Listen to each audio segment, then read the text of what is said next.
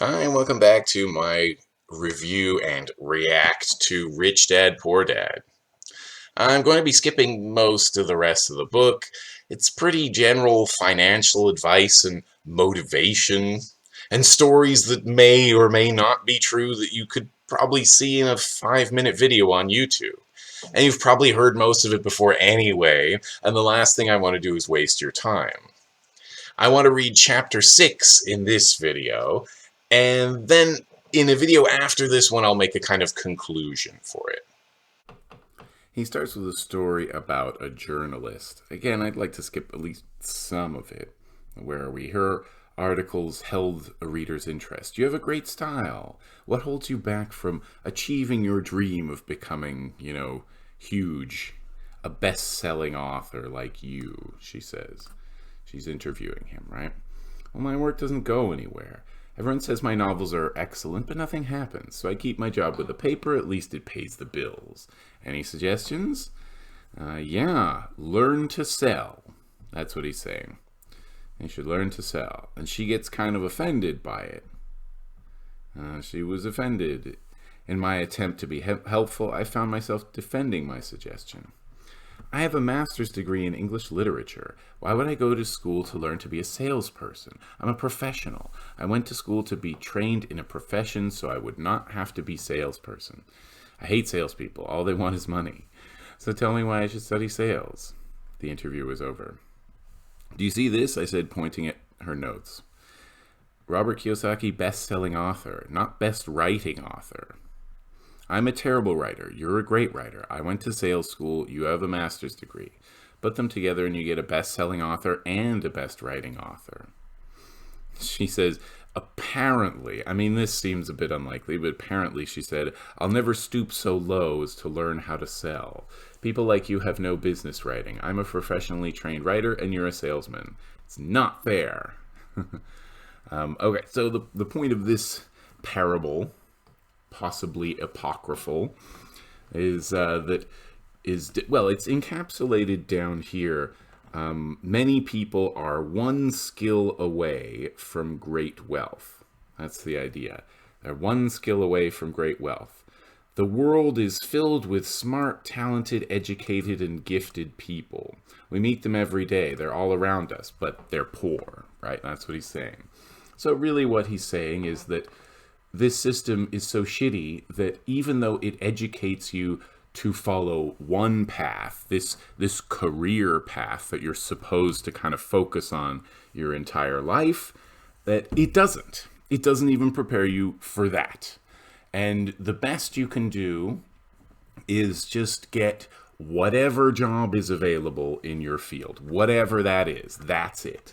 If you want to make more money or be any kind of success in terms of numbers, and of course, to people who only care about money, numbers is success, then you need extra skills. So you have to go back to school. You have to pay for more classes. And then maybe that'll translate to something else.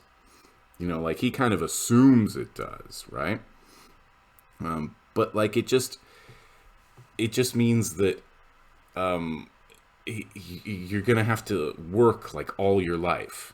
Like, let's see, like he's saying, yeah, I get all these great skills, combine all the 4 skills for financial intelligence, accounting, investing, marketing, and law, combine those 4 technical skills and making money is easier than most people would believe. Yeah, except you need to learn all those other skills. You need to learn those skills, and you need to learn other skills too. After all, he's saying, well, okay, you should also be learning sales. Plus, you've paid for your education already. So we have to pay for our own education, our own skills that usually only benefit our employer in the end. The classic example of a synergy of skills was that young writer for the newspaper. If she diligently learned the skills of sales and marketing, her income would jump dramatically.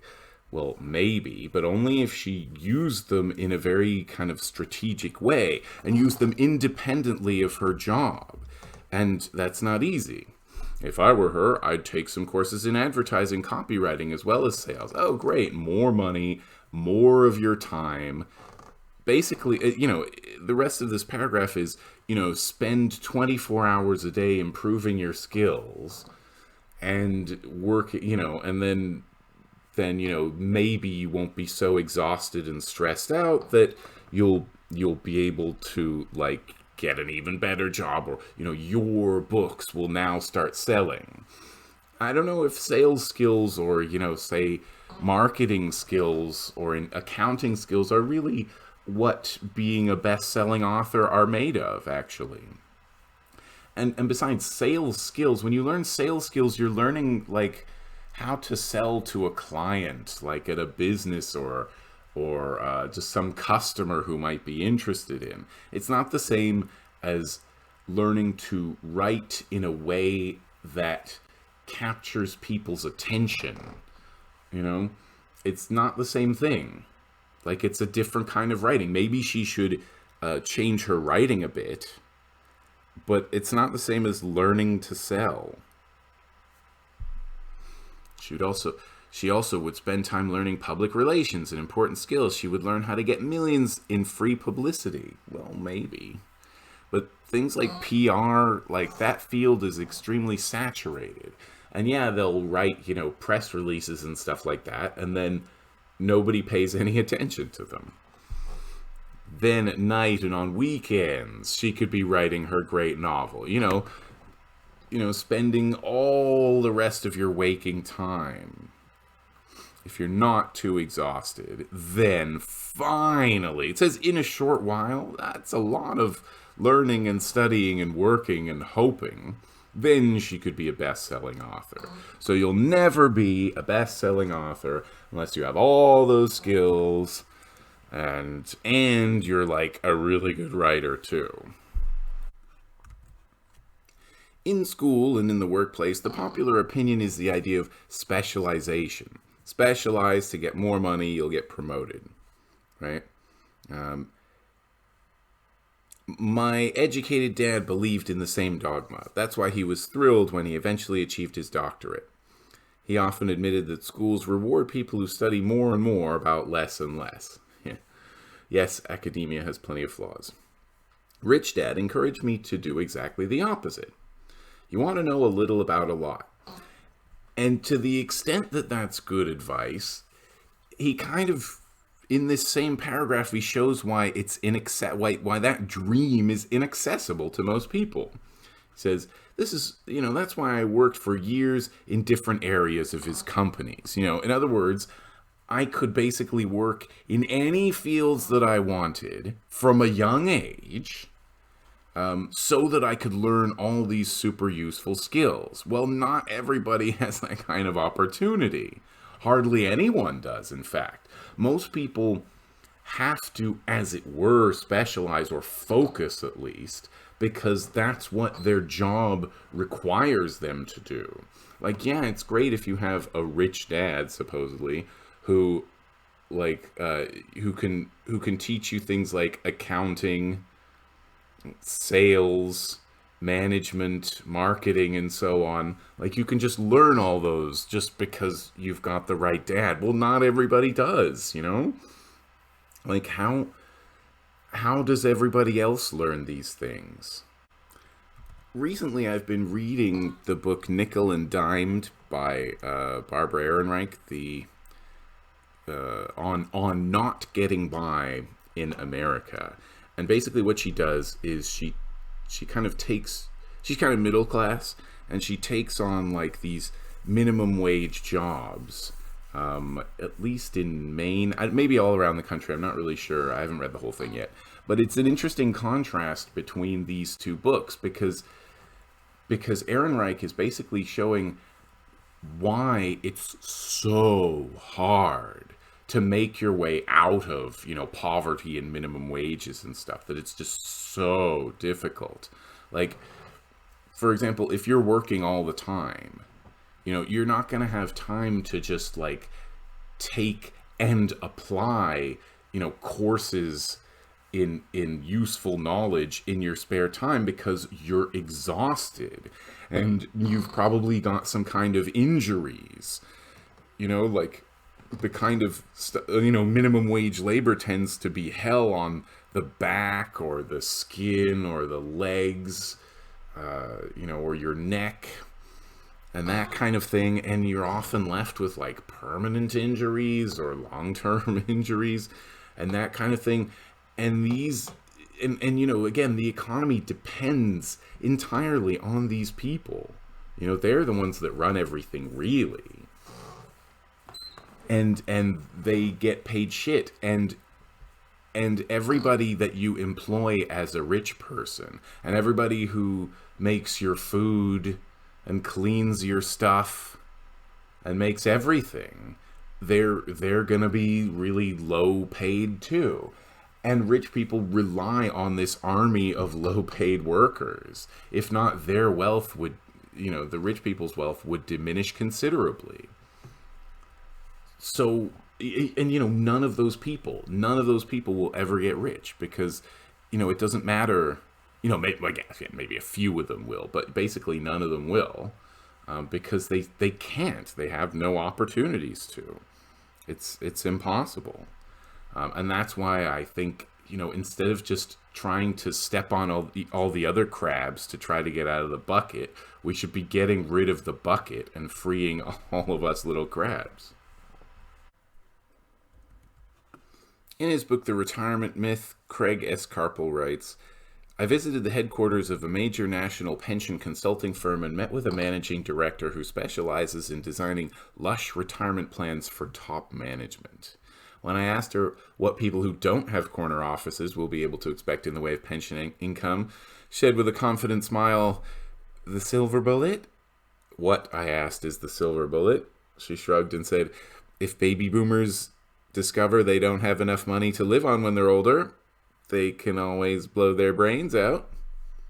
Whoa, this book just took a dark turn.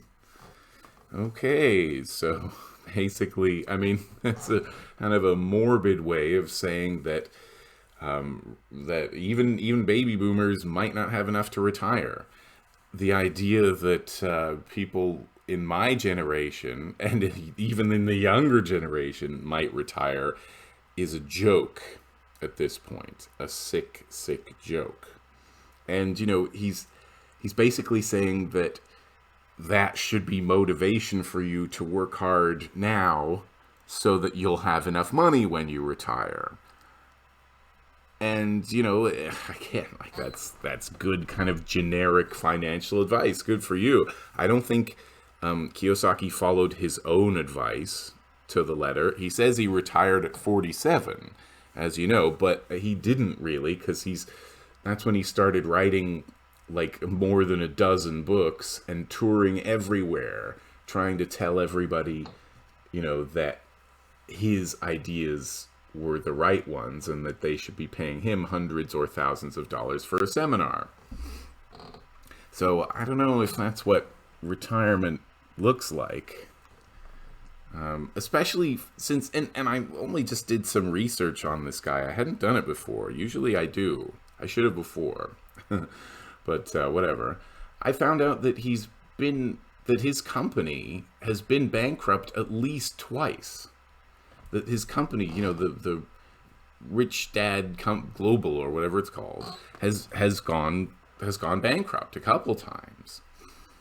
I was kind of shocked, because I kind of took his words at face value, but it seems like maybe he doesn't even follow them himself, or they don't work for him, and that's why he needs to write all these books. See? Well, I don't know. Maybe that's it. Then, anyway, let's get back to the book. This is kind of I don't know the point of this. Maybe this is one of those things that make me think it's like another conservative screed. Already many hospitals in countries with socialized medicine need to make tough decisions such as who will live and who will die. Oh yeah? Did the GOP tell you that? I'd love to see what the hell he's talking about. I love to see evidence for that. I would love to. Yes, there is definitely a problem with doctors in long-term care facilities and stuff, kind of almost encouraging patients to die, and then assisting their suicide, as it were. Like, yeah, that is a problem, actually. But that is absolutely not deciding who will live and who will die. And that's not what he's talking about, you know? They make those decisions purely on how much money they have and how old the patients are. No, they don't. He's just making it up because it's socialized medicine. That's the scare way to say it, by the way. Socialized medicine, because it sounds like socialism. And you're like, oh no, not scary socialized medicine, where taxes pay for everybody to go to, instead of like just to subsidize the pharmaceutical company.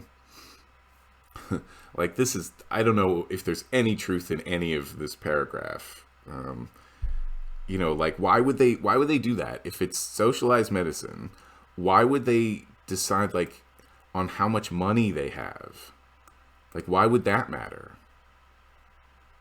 Oh, I see. How much money the hospitals have. I see. Yeah, that's probably what it is. And how old the patients are. Like, oh, you're old, so we'll just let you die and take care of, give medical care to someone younger. I don't think that's what happens. I don't think that's it. I mean, I really think he's just making it all up. And on the next page, I think is one of those kind of black spots on this book. Okay, let's read the paragraph. When I speak to adults who want to earn more money, I always recommend the same thing. I suggest taking a long view of their life. Instead of simply working for money and security, which I admit are important, I suggest they take a second job that will teach them a second skill, you know, if you have the time. Often I recommend joining a network marketing company, also called MultiLevel Marketing, to learn sales skills. Okay, now, if you don't know what multi-level marketing is, it's basically a pyramid scheme. It's kind of the pyramid scheme, but since pyramid schemes are largely illegal, and you know, people know about not a pyramid scheme, they don't call them that anymore. They call themselves multi-level marketing, or MLMs. And they are just the same kind of scam as they always were. They're still a kind of pyramid scheme, and yeah, you can learn to sell. But I mean, like, is that really what you want to be selling to people? I mean, like, where does he... I don't know. Like, there's lots of ways you could learn to sell. It doesn't include scamming people. And yeah, I agree. Sales skills are useful, but they're not that useful. It depends what you want to do. It's good to have some measure of sales and negotiation. Sure, of course that's true. I agree with all that. But I kind of think that's very, like, it's almost obvious. It's like most basic financial knowledge in a way. But I don't know, maybe I'm wrong. Maybe people need to be told that kind of thing. When I offer this suggestion, I often hear in response, that's too much hassle, or I only want to do what I'm interested in. See, he's there. Those are fair, and he doesn't really listen. They say, oh, it's too much hassle. I ask, oh, so you'd rather work all your life giving 50% of what you earn to the government? I mean... and most of what you create to your employer, actually. But like you'll still have to do that. It's just that you'll be doing it at 2 jobs now. Most people, like a lot of people, have 2 jobs. That doesn't mean they're going to be able to retire early. It means they can just about keep their head above water, you know? And that maybe they can save like 0.01% of their pay or something. But, you know, until there's an emergency, and then they have to spend it or go into debt even. And you know, again, a lot of those emergencies will be like medical because of the job, you know, and you'll still have to pay for it because your job won't provide you with health care. I only want to do what I'm interested in. I say, I'm not interested in going to the gym, but I go because I want to feel better and live longer. Yeah, but you're contradicting yourself. Because he says at various points that, things, he'll be talking about like accounting or something. He'll be like, this is what I find really exciting. So which is it? You enjoy and find exciting the stuff you do, and that you should do what you enjoy, follow your interests and your desires, because he says that a bunch of times. Or is it do what will make you money, even if it exhausts you? Let's finish up this chapter, shall we? Both of my dads were generous men. Both made it a practice to give first. Teaching was one of their ways of giving. The more they gave, the more they received. One glaring difference was in the giving of money. My rich dad gave lots of money away. He gave to his church, to charities, and to his foundation. Okay, let's stop right there just for a sec. I want to make this absolutely clear, whether you understand this or not. The reason charity exists is because rich people have all the money. Okay? Because the reason that, like, poor people exist is because rich people have taken all their money. If you don't believe me, who is it that owns their homes? It's a landlord or something like that. Who is it that owns the food that they have to pay for? It's some big corporation. Who is it that owns the clothes that they have to wear? They have to pay. They have to pay for all those things. And again, they're eventually that money goes to rich people, because it's big corporations owned by rich people and their corporations that you have to buy these things from, right? So like, it's so generous of you to be giving money back in a very general tax deductible way to people that you've been taking it from, all your life, or all your working life. And to his foundation, well, the thing about a foundation is, again, it's mostly a tax dodge. It always has been. Like I mentioned maybe last video, I don't remember. The foundation was basically invented as a tax dodge, right? That was kind of the whole point. In fact, he even kind of mentions it. Giving money is the secret to most great wealthy families. That's why there are organizations like the Rockefeller Foundation and the Ford Foundation. These are organizations designed to take their wealth and increase it, as well as give it away in perpetuity. Yeah, increase it, exactly. I mean, so why is it generous? One part of that is generous. My educated dad always said, when I have some extra money, I'll give it. The problem was he never had any extra, so he worked hard to draw more money in rather than focus on the most important law of money: give and you shall receive. Yeah, see, he makes a lot of assumptions here. Like, we kind of skipped over it, but he says, like, if you want to make money, you should give money, donate money, and stuff like that. Give away, And first of all, like, it's not, what's the guarantee that because you gave something, you're going to get something back? I mean, it's fine if you've got enough money, then yeah, you should be giving. But if you don't have a lot of money and you're saying, like, like, sure, you need this money for food or rent, but, give it away, and don't worry, it'll come back to you somehow in the form of investment opportunities or something. And that's kind of what he implies. I don't forget if it's in this chapter or the next one, but I mean, it's obviously kind of bullshit, right?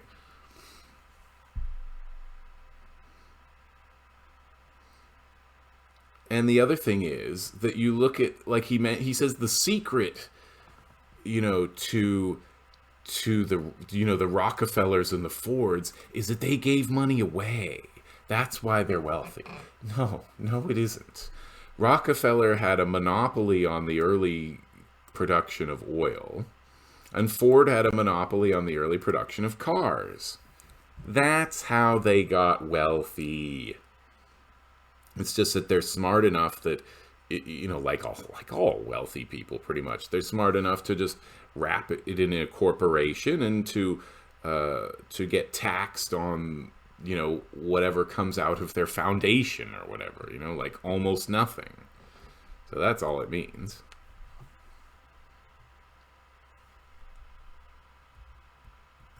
And there's another thing where it says that it goes into more detail in that other part, but like he says that they were teaching. Like my dad didn't have a lot of money, but he was still giving away in the form of teaching. He says that he gave his time and his knowledge. But isn't that giving away? Isn't that giving? Why didn't he receive? How come it's only when rich people give money, then they will receive? How come it's not when poor dad gives his time and his knowledge away, he doesn't receive for it? Why is that? Maybe it's because the rich can always find ways of getting richer.